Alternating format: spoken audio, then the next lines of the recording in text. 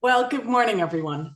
I'm extending a very warm welcome to all of our delegates here on the Society for Research into Higher Education, our annual international conference. My name is Dr. Claire Laughlin-Chow, and I'm the CEO of the Society.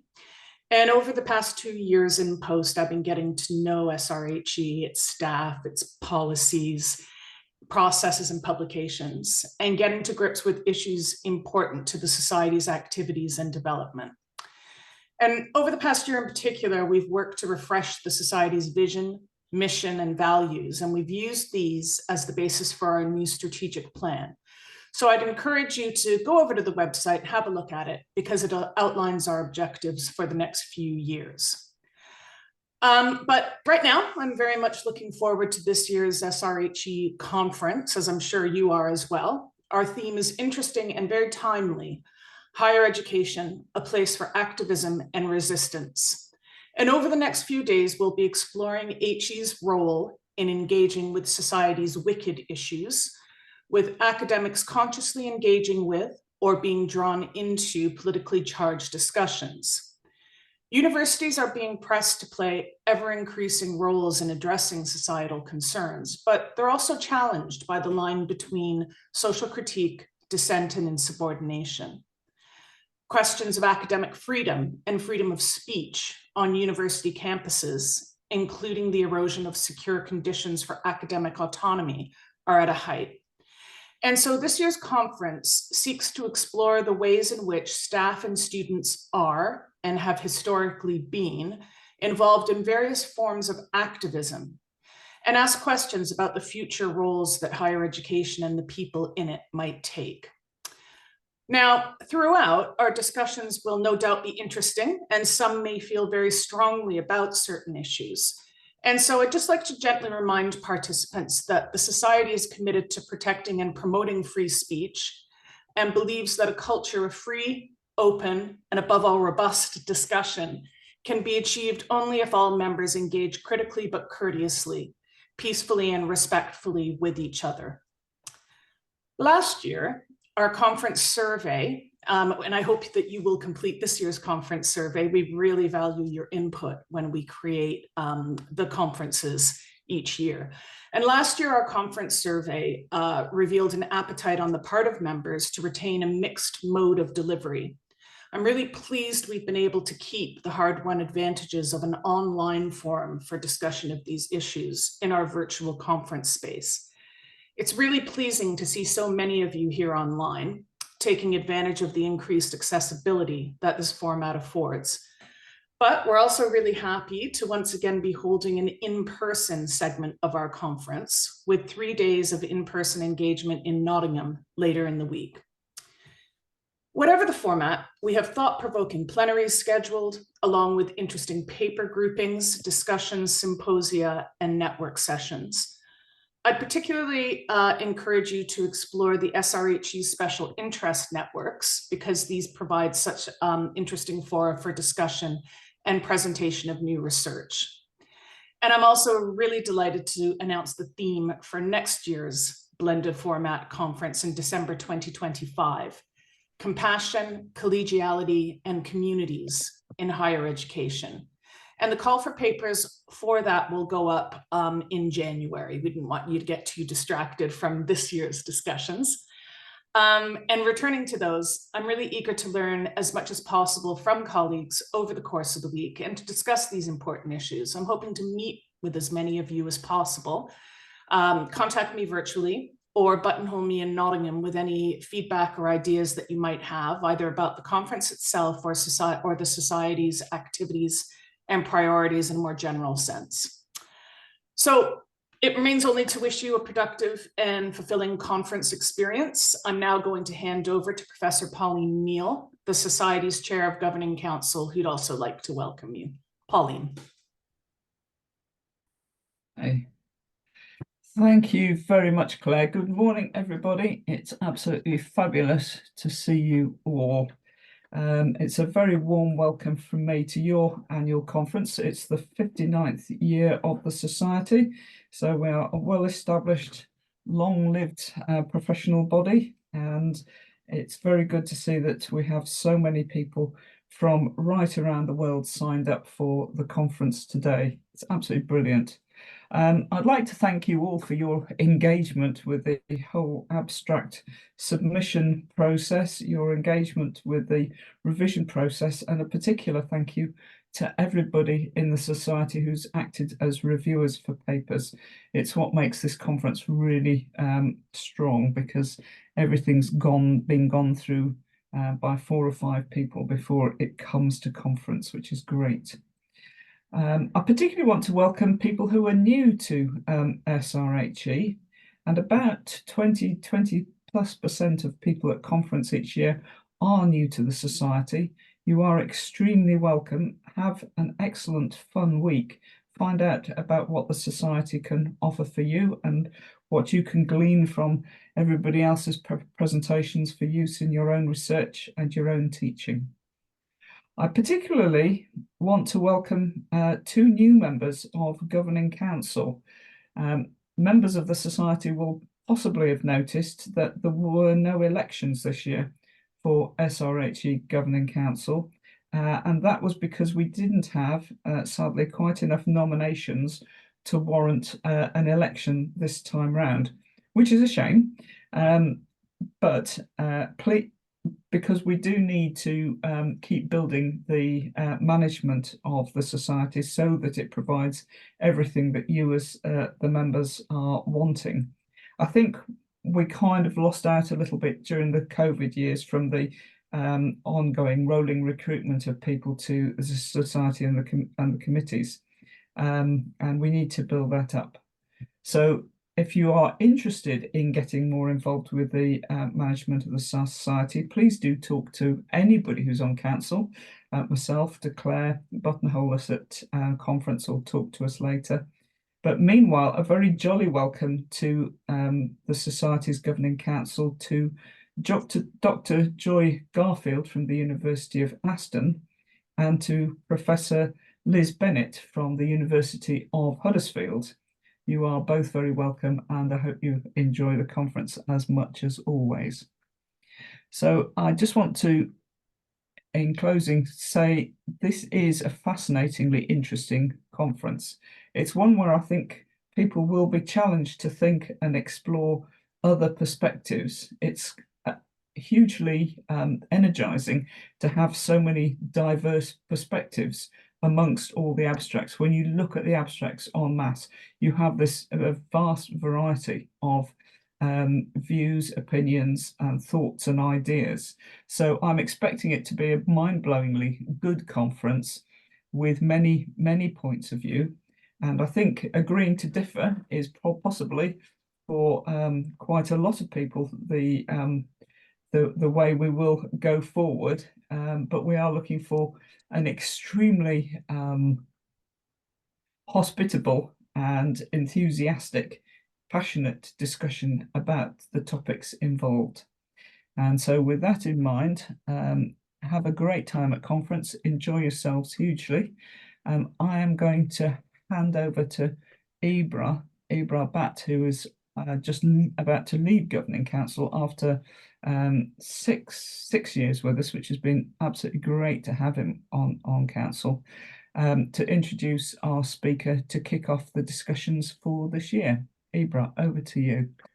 Thank you, Pauline. Good morning, everyone, or good afternoon, depending on where in the world you are joining us from.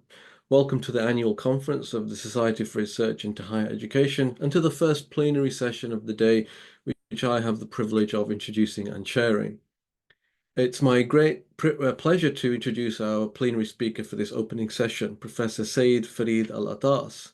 Professor Alatas is a professor of sociology at the National University of Singapore, where he has made significant contributions to the fields of sociology, social theory, and decolonial studies, and where he headed the Department of Malay Studies from 2007 to 2013. Professor Alatas is also affiliated to the University of Malaya in Malaysia, where he has taught at the Department of Southeast Asian Studies.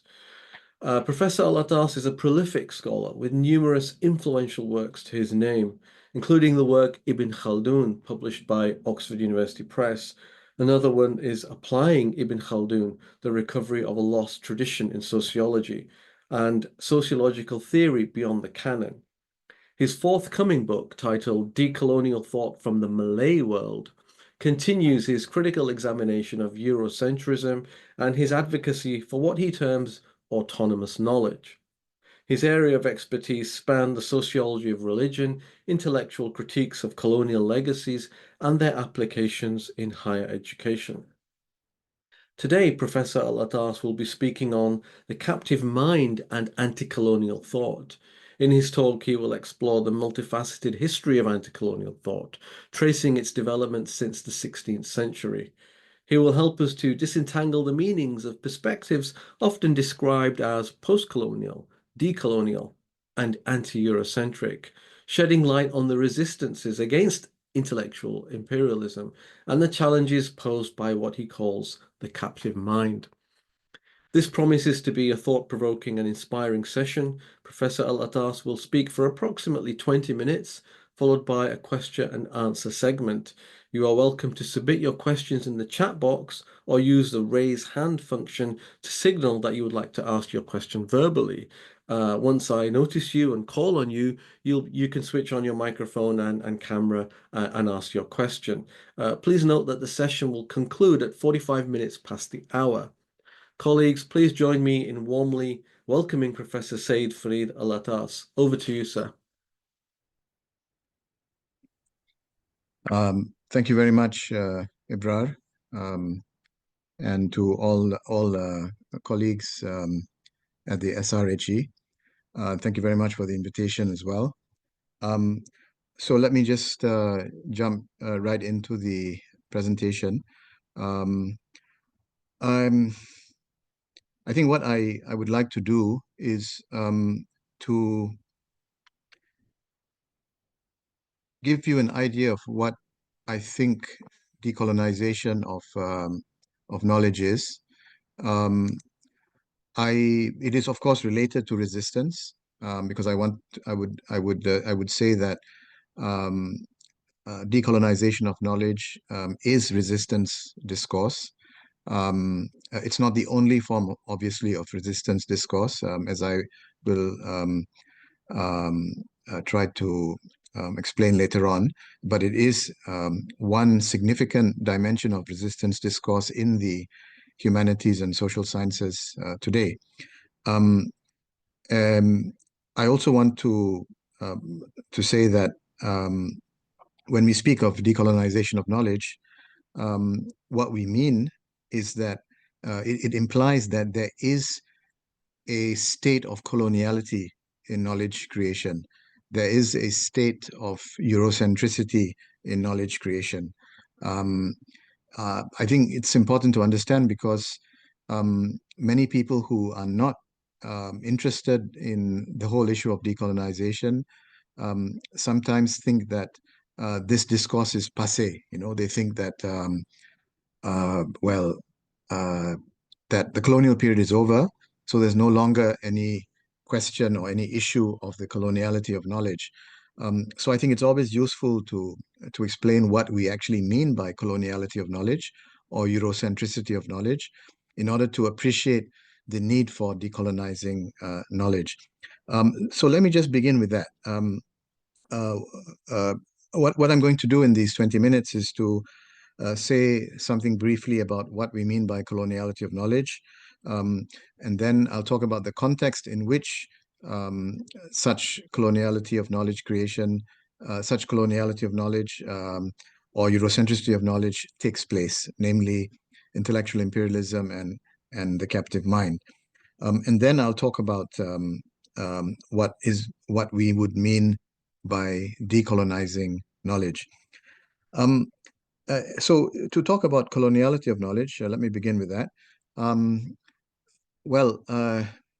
You know, one example which I'm reminded of because I heard the name Nottingham, because I think some of you are at Nottingham University. Am I right about that?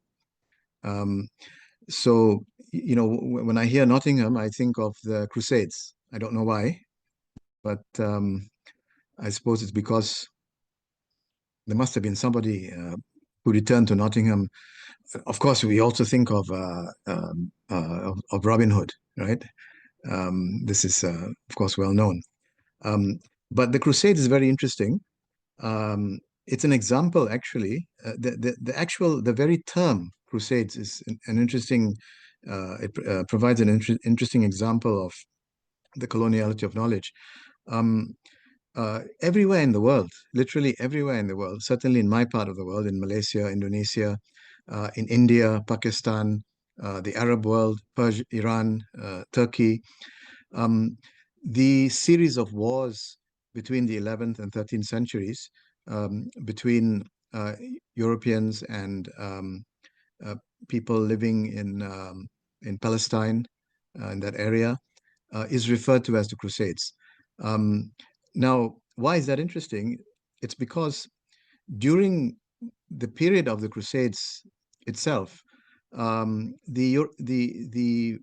Palestinians, the Arabs, the Muslims living in that area did not refer to these wars as crusades. And in fact, they did not even refer to the Europeans as crusaders. It is only really in the 19th century and probably even later, early 20th century, that Arabs or Muslims in general adopted the term crusades to refer to those wars. Now, this is important because the term crusades implies the view that this was a war between Islam and Christianity, between Christians and Muslims. Now, this, of course, was the perspective, at least it was the perspective of the dominant groups in Europe, that this was a war of Christianity against Islam. It was not the view of Muslims during the Crusades. For the Muslims, this was a war of invading Europeans, and the terminology, I think, indicates that the Muslims referred to the Crusaders as Franks. Terms like Faranj or Ifranj, or Farangi, these are the terms that the Turks or the Arabs or the Persians used to refer to the Europeans. So the terminology was not, couched in religion. But over the centuries, and I think by the 19th century, at the height of European colonialism, the people living in much of Asia and Africa and even Latin America adopted the European terms, such as crusades. Thereby, I think that reflects their adoption of a European perspective. And this is my point, that one of the features of coloniality of knowledge is the universalization of European experience. Now, we can also see that in many other areas of life. Another example, which I think is useful, the term discovery of America. Here you have a term that is based on the universalizing of European experience, because when you say discovery of America, the implication is that this is a humanity's discovery, when of course, in fact, it was not humanity's discovery, because there were already people living in America to begin with. And also there is some evidence suggesting that Africans had already known of America and had even traveled to America before Christopher Columbus. But nevertheless, what you have is, and it's implied by the term discovery of America, the universalizing of a European experience. And we can provide many other examples. Magellan's circumnavigation of the globe is often celebrated as a human feat. But you can imagine, from the perspective of people in Asia and Africa and Latin America, this was nothing much to celebrate, because when Magellan arrived in what was later called the Philippines, making an almost complete circle around the globe, this can be said, he arrived in the Philippines in 1521. So about 30 years after Columbus' arrival in Central America. So during that 30-year period, between 1492, Christopher Columbus, and Magellan arrival in the Philippines in 1521, during this 30-year period, it's a period when the Europeans come to know of almost the entire world because of the circumnavigation. And from the point of view of people living in Asia, Africa, and Latin America, this could be seen as a disaster, because it prepares the way for almost total colonization, which culminated in the 19th century, where something like 75% or 80% of the world was colonized. So again, a European experience is universalized as the experience of humanity. And along with that, you have another trait of the coloniality of knowledge, which is distortion of reality. So, for example, the European discovery of America, the discourse on that involved the idea that Native Americans had no civilization, had no sophisticated religion, had no ideas of state, no ideas of of kingship, and so on and so forth. And therefore, it was just to colonize them. Incidentally, the European colonization of Palestine has a very similar attitude, that Palestine was a land without civilization, and therefore it was justified to colonize that land, to bring Palestine to a higher level of development. And this was an approach taken by the early, not only by the early colonizers of Palestine, but also by academics within in the newly formed state of Israel. Now, we can also say that coloniality of knowledge, which I said, the first trait. Let's say there are three traits of that. You've got the sort of false universalization or false universalism. You have the distortion of reality. And thirdly, you have the silencing of native voices, the voices of the colonized, the perspectives of the indigenous people, or the local people who had been colonized, their views on history, the works of the Native Americans on or their understanding of their civilization, and so on. I may come back to that later. So these are the three traits of coloniality of knowledge. Now, obviously, the coloniality or Eurocentricity of knowledge continues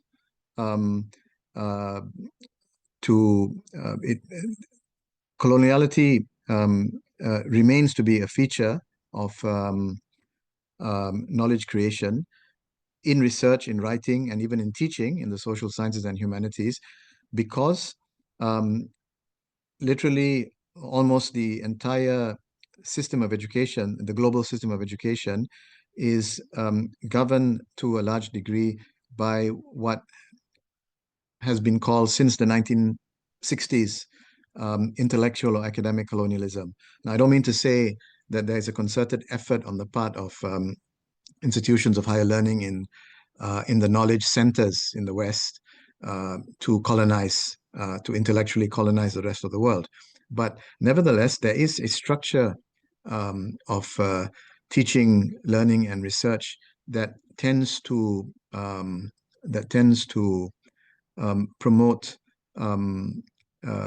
knowledge creation in such a way that these three characteristics, false universalism, distortion, and silencing, is perpetuated in knowledge creation. For example, a very simple example, when we go to when people from Asia, Africa, and Latin America go to the US to study, we are expected to basically apply theoretical frameworks and concepts that are already established in the social sciences to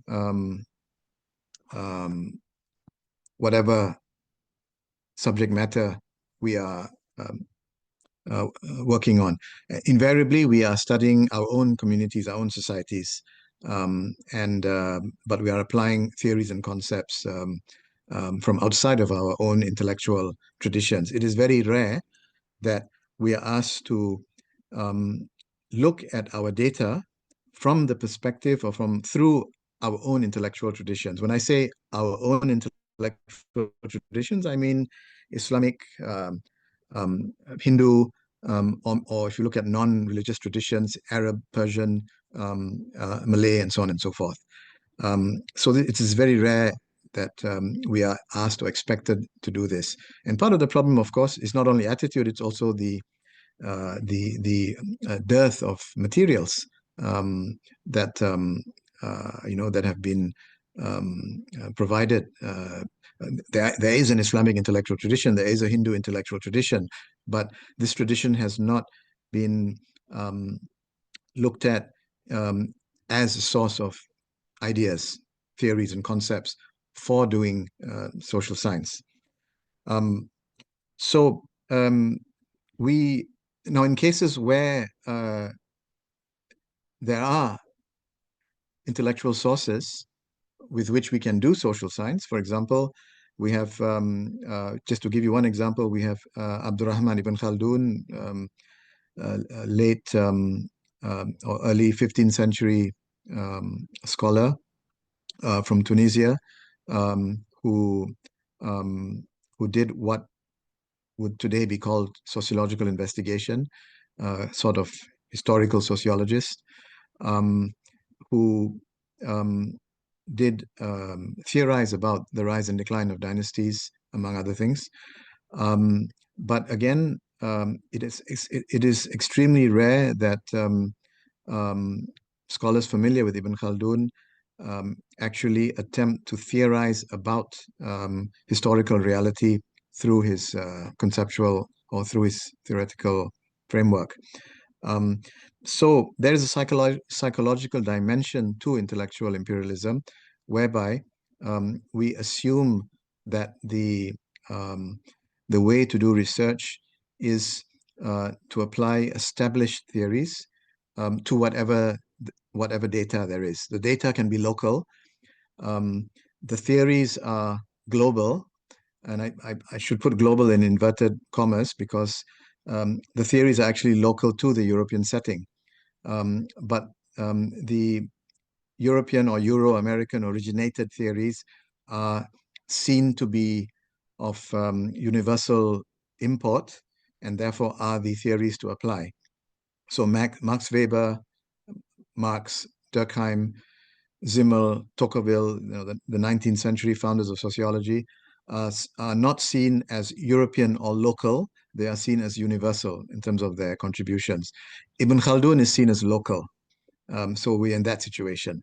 So at most, Ibn Khaldun has applicability to Tunisia or to North Africa, not to the study of the rise and decline of the Mongol dynasty, for example. And certainly not to Ibn Khaldun. No one would dream that Ibn Khaldun is relevant to the is relevant to the study of the rise and decline of tribal groups among Native Americans, in North America, for example. So we continue 50, 60, 70 years after independence. I'm speaking about Africa and Asia. We continue to intellectually labor within the context. Thank you. Within the context of intellectual imperialism and the captive mind. So intellectual resistance in this context means decolonizing knowledge. And very quickly, let me say this. What do we mean by decolonization? We don't merely mean diversity. creating diversity, having scholars from diverse backgrounds teaching or making presentations, sitting on panels at conferences. That's of course important, but it's more than that. I would define decolonization of knowledge in terms of three aspects. One is critique. That's what I would refer to as anti-colonial thought. And this critique involves recognition of the various traits of Eurocentric knowledge that I mentioned above. So you have critique, but beyond critique, you have reconstruction. So, for example, if you have a colonial view that Palestine consisted merely of some Bedouin and desert and no culture, no civilization, no agriculture, and so on and so forth. You have the reconstruction of Palestinian history to correct those views. But beyond that, there's also what I call original construction. So reconstruction in decolonization refers to a re-look at works or topics that are already out there. Whereas original construction refers to the creation of new topics, new ideas, the construction of new theories that have hitherto not been constructed. For example, Jose Rizal, the late 19th century Filipino thinker and reformer, he has written critical works on the Philippines, on colonialism, but up to now there's been no work that has attempted to extract a sociological theory of colonial society from his writings. So if we were to attempt that, this would be an original construction, not a reconstruction of something that's already there. So I would define decolonization of knowledge in terms of these three dimensions: anti-colonial critique, reconstruction, and construction. Now, I want to end with this point that for me and for for those of us working from the autonomous knowledge tradition, and I think unlike many of the folks who are interested in the decolonization of knowledge, for us, Eurocentrism is not the only dominant hegemonic orientation in knowledge creation. It is important, but it is not the only dominant one. From where we sit, in Malaysia, in Indonesia, in Iran, in Turkey, in the Arab world, in India, there are a host of other hegemonic orientations that play a significant role in knowledge creation. We have ethno-nationalism. You only have to think of the example of the Hindutva in India. We have androcentrism. I haven't talked about that. You have a serious problem of the marginalization of women in the history of the social sciences, women founders of anthropology, of sociology, and so on. Textbooks still reflect a very strong androcentric view. We have sectarianism. In Muslim world, for example, anti-Shiism is an orientation that affects knowledge production. I would also say that in the Muslim world, you have a very strong anti-Jewish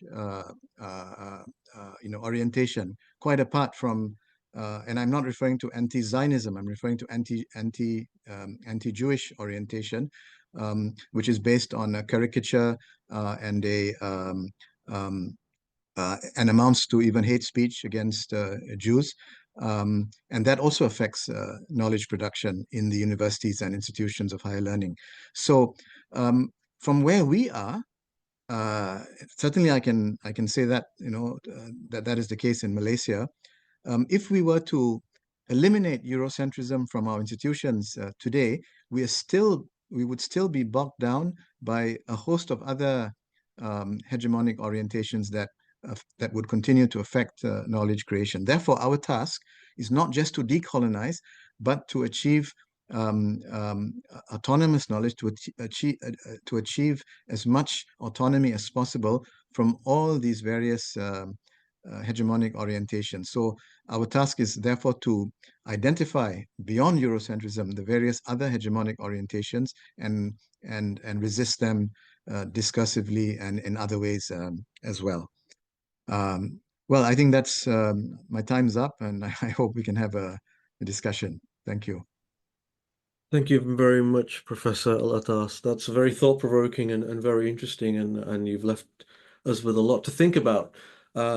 Colleagues are free to raise their hand for a question and also to write their comments in the chat, which I will then subsequently read out and present to Professor Alatas, though I think you have access to the chat as well. So there is a question here from Feng Ling Tang, who says, "Thank you, Professor Syed, for your thought-provoking talk. It has taken long for individuals and society to get to the stage of the decolonial and anti-colonial. In my case, learning from the West, unquote, quote unquote, adapting to the West, to the East, transform to own thinking by balancing the West and East, and reflect on own identities over the challenging processes in the current HE landscape." So that's just a comment there. You feel free to elaborate on that. Are there any questions, any other comments anyone would like to ask? Feel free to raise your hand using the raise hand function or type in the chat. If not, I have a question for Professor Alatas, if that's okay. Professor Alatas, you mentioned reconstruction and original construction, and I think that's very interesting. So the task is not just a negative task of critiquing, it's a concomitant task alongside that is one of rebuilding or reconstruction. A lot of my colleagues in academia here in the West, we have collaborations. Collaborations are essential in this kind of work. A lot of the collaborations are not symmetrical. People often need a more senior or Western academic, Anglophone, sometimes even it's linguistic academic to get published or to get a project on the running and successfully completed. How can reconstruction and original construction, how can that occur with such asymmetry in collaborations? And I'm talking about collaborations both at the personal level with supervisor networks, perpetuating the colonial Eurocentrism through the work of referencing and referencing the right work, quote unquote, to get published, and also at the institutional level with MOUs and memoranda of agreement and memoranda of understanding between institutions.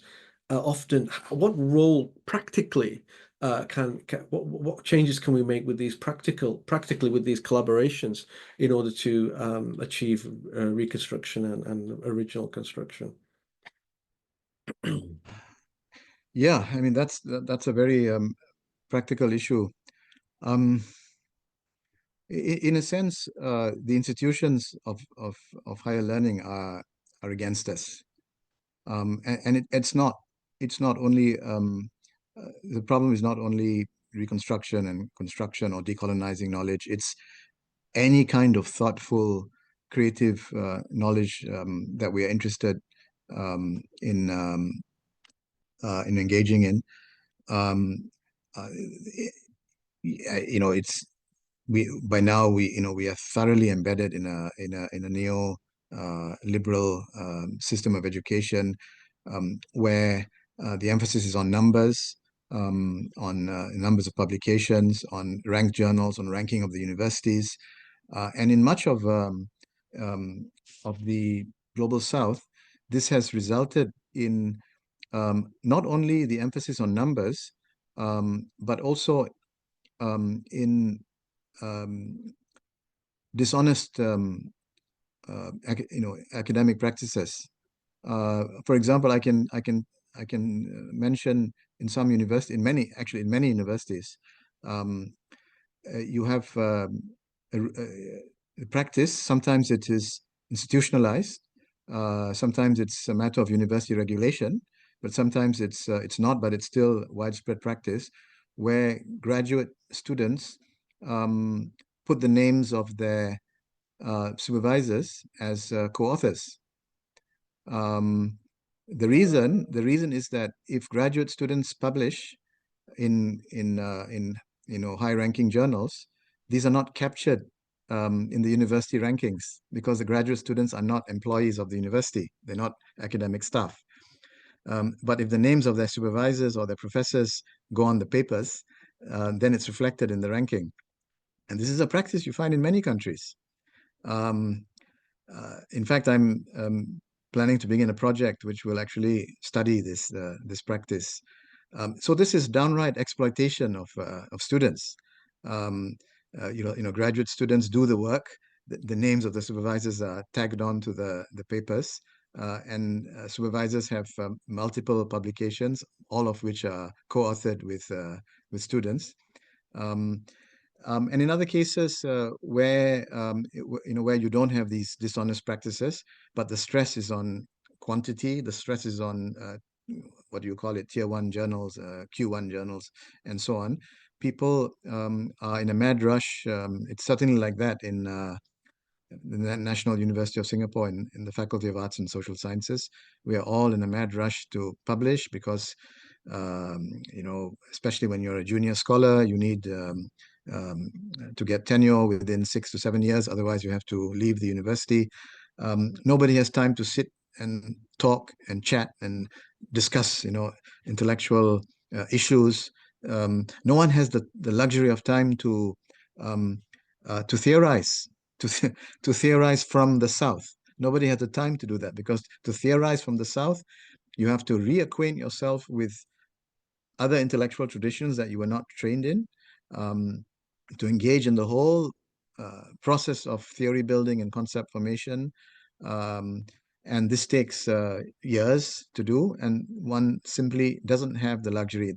One would have been able to do that 50 years ago, 80 years ago, when we had a different regime of assessment. So to me, I mean, and I'm sorry to be so pessimistic. I think the institutions are working against us. The possibilities of decolonizing knowledge in the sense that I'm speaking of, not just recognizing the problem of Eurocentrism, but actually reconstruction and original construction we are very far from from developing this in the near future. And also, I would say it's ironic that things may change in the global South only after the major institutions in the knowledge centers of the world, in the US, in North America, in Britain, to some extent in France and Germany, after they abandon the ranking, after they abandon university ranking. Some universities are beginning to do that already. When they change, then we will follow suit because we are, after all, captive minds and will continue to be so for quite some time. Thank you, Professor. So there's a comment here from Evelyn who says, great talk, Professor Farid. I agree about decolonizing our academic processes, i.e. PhD vivas or journal publishing research grants, where the knowledge accepted suits the Eurocentric knowledge of the reviewers. Otherwise, the work does not meet the set standards. Yeah, that's basically encapsulating what you've just said. But you also wrote a couple of books on Ibn Khaldun, and your numbers are fine. So it can be done. And there's also your work on Jose Rizal as well, the social theories from the Philippines that you've written on extensively. Yeah, well, so I agree with Evelyn to some extent. I think she's right, but it is, as you said, Ibrar, it is possible to do these things. If you are familiar with many of the mainstream journals operate according to the way that Evelyn described, but you will always find alternatives.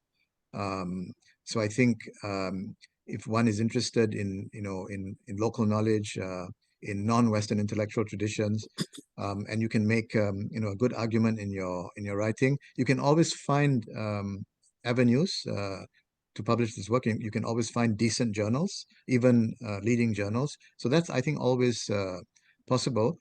And we shouldn't use, the attitude of some of the dominant journals as an excuse not to publish. I think the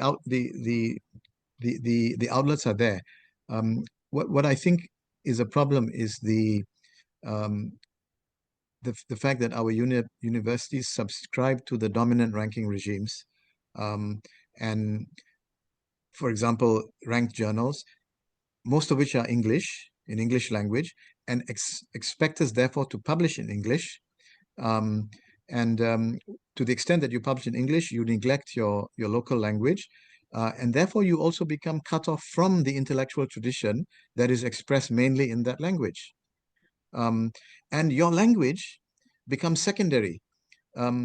You have a situation where language, non-European languages, are merely used to translate. So to translate, works from English or French into Arabic, Persian, Malay, and so on. Language is not seen as a repository of concepts and ideas. So in that sense, when language is relegated to translation, to the task of translation, what happens is there is a separation. There's a cutting off. We get cut off from the intellectual traditions in which that our language is supposed to link us to. And obviously you don't have the time to. You're not only not discouraged from writing in your own language, because if you write in your own language, you're going to publish likely in a non-ranked journal, and therefore you get cut off from your intellectual tradition. Now, this problem can easily be solved. It doesn't require any technology. It doesn't require any. I mean, it's a simple thing. All the Ministry of Education in our country, in Malaysia, for example, all the Ministry of Education has to do is to say that from now on, we equally recognize publications in the Malay language. We are not concerned about the ranking of journals in which you publish.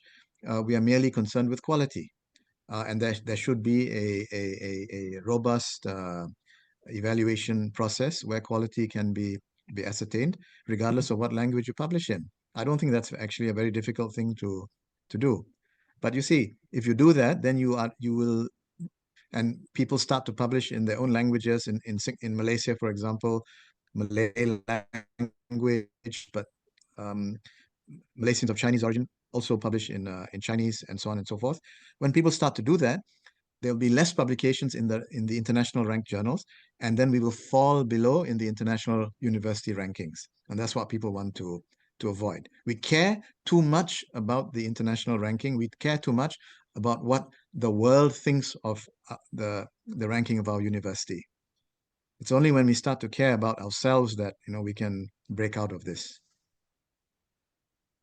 Thank you. There's a comment here from Maisha Islam, who says, "Thank you so much for your presentation, Professor Alatas. Whilst I would say that decolonizing the curriculum seems to be a more welcome practice in UK universities, this is largely done through the lens of race." It's a very good point. As UK universities seem more hesitant, afraid on adopting a religious lens due to a false sense of secularity, do you think we will ever reach a place where we, in the global north, that is to say, can use a religious perspective of decolonization, and how might we go about doing that? First of all, I'm wondering what you mean by a religious perspective on decolonization, because that could mean many things. Do you want to say, Maisha? Hi. Yeah, sorry, Hi. it's quite hard to comment and type at the same time. I think I Sure. was sort of intending that we often see that religion in itself is something that is a deficit to how we understand the sort of like academic practice or practices of, let's say, religious students in the UK, that many of the things that they hold dear to them are things that we in the UK should actually not welcome. So, for example, Muslims in UK universities have often been subject to disproportionate kind of surveillance because of things like the Prevent Duty, which is a counter-terrorism government kind of legislation. But it's never seen that where religion can be a kind of asset to religious students in UK universities. So, for example, lots of the Muslim students that I've interviewed through my research on Muslim student experience and sense of belonging, they actually use religion as a form of an asset, where actually Islamic capital and the acquisition of knowledge is very much seen to be in line with their religious views. And so going to university and acquiring knowledge and doing research is actually an asset that we should be recognizing, rather than these are students that we should be fearing in that sense. So I think when we talk about decolonization, it's often through, again, this kind of buzzword in UK universities, where it's about maybe diversifying a reading list and using, a kind of black authors, which is, of course, as you mentioned, important, but not the kind of root of decolonization. But I don't necessarily hear a kind of theorized way of how we might start embedding a kind of religious lens or perspective on how we might decolonize within UK universities particularly. Okay, I think I understand better what you mean. So I think to be clear in our minds, when we talk about religion, we need to make a distinction between religion, whatever the religion is, as an object of study, as our subject matter, as opposed to religion as the lens through which we understand our subject matter. And these are two very different things. And obviously, more needs to be done in both cases in terms of religion as a subject matter. Of course, that is quite, I think, well developed in the UK and in the West in general. But what is less developed is religion as a lens. And I don't mean religious moralizing, that would affect your objectivity in data collection or in analysis of the data. I don't mean that. What I mean is religion as an intellectual resource. And we can understand that in many ways. The whole religious tradition of the Hindus, of the Muslims, of the Buddhists, you have many ideas that pertain to epistemology, for example, that would imply something for the way we develop our methods. For example, in Islamic tradition, you have as you have also in the medieval Christian tradition and in the Greek tradition, you have emphasis placed on rhetoric and poetics in knowledge creation. The idea of making truth claims was not confined to what we call the scientific method, or what was it was not confined to deduction. Nowadays, in the modern period, we make a distinction between truth and beauty. So truth is the domain of science, and poetics and rhetoric are the domain of beauty. And well, they are taught in literature, but they're confined to literature. In sociology, we don't study literary texts because literary texts have little to say about the nature of social reality. I mean, this is the problem. Whereas, I find that when I read the novels of Jose Rizal, it's fiction, but it's a reflection of the nature of colonial society, and therefore it should be considered as a text in the sociology of colonialism. When we look at other intellectual traditions, such as the Islamic or the ancient Greek or the medieval Christian tradition, we find that we would have a more pluralistic, we would be more methodologically pluralistic. And if we also look at the intellectual tradition in terms of thinkers, ideas, concept, I mentioned Ibn Khaldun. You have Al-Biruni, who is from what is today called Uzbekistan. He lived in the 10th century. He lived in India for 13 years. He studied Sanskrit. He studied the religions of the Indians. and provides a different perspective along with different concepts for the study of what is today called Hinduism. I wouldn't say this is a religious perspective. When we look at we study the world through Ibn Khaldun or through Al-Biruni. It's not a religious perspective, but it is looking for ideas and concepts from an alternative intellectual tradition. In this case, it's a religious tradition, the tradition of Islam. But decolonization should not be confined to any particular religious tradition. We should look at all intellectual traditions as sources of ideas. Thank you very much, Professor Alatas. Are there any other questions and points anyone would like to raise? We have 3 or 4 minutes left. We'll finish at 1:45, so we have about 3 minutes. So you can mention any final points to close, Professor Alatas, if you would like to, and then we'll give everyone time to move on to the next sessions. Okay, thank you. Maybe I want to say this. Why do we decolonize? I would say there are 3 reasons. One is obviously theoretical, because there are so many intellectual traditions that should be considered as sources of ideas and concepts and theories. So I think that's clear. I think there's also an aesthetic reason. I mean, the world is, there are so many resources, intellectual traditions, literary traditions, even within the West that are marginalized, outside of, the UK, Germany, France, the Eastern European tradition, the Russian intellectual tradition, not to mention Latin America, Africa, Asia, which is so diverse. It's just interesting to look at concepts and ideas, literary works from all these different traditions. Why do we confine ourselves just to 4 or 5 countries as the source of ideas and concepts? And finally, political. The world continues to be Eurocentric. The world continues to be colonial in nature. We use, the whole world uses the US dollar. The United Nations is controlled by a few countries. And the same can be said of the same can be said of the International Monetary Fund, and so on and so forth. One country has the power and the ability to sanction any country it wishes to. We still live in a world of coloniality or imperialism, and therefore, for that reason, decolonization is also a political project. Thank you very much. Let's give Professor Alatas a virtual round of applause. Thank you so much, sir. And thank you, everybody, for attending the plenary, and enjoy the rest of the conference. Feel free to make your way to the next session. Thank you very much. Good to see you. Thank you again, Professor Alatas. Thanks.